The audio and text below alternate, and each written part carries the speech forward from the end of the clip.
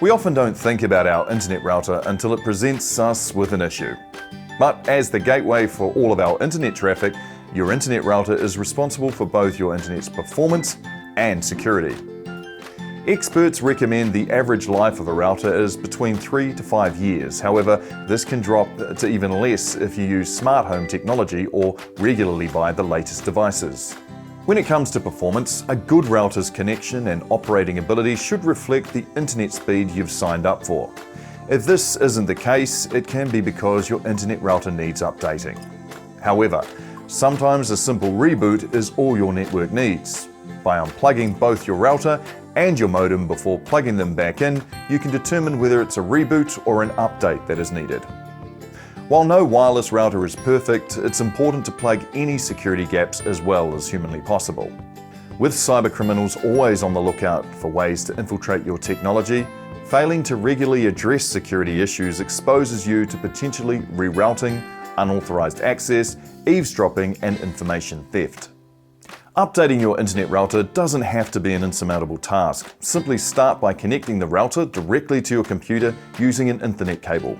This ensures that your update can run smoothly and without disruption. Once you've connected the router, download the firmware update from the router's manufacturer's website. Depending on your router brands like Asus, Netgear, Linksys and D-Link all have download sites with step-by-step instructions. If for any reason you're unable to download the firmware update, you can manually search your router's model, number and the phase download firmware through Google. A router's model number is typically found on the sticker at the base and the back of the router. If the sticker is damaged or you're struggling to find it, the product model number can also be found on the router's online administration page. From there, log into your downloaded firmware update from the manufacturer's website.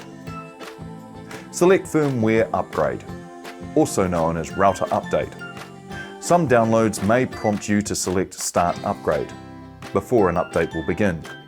As your installation finishes, you'll need to reboot your router to complete the upgrade.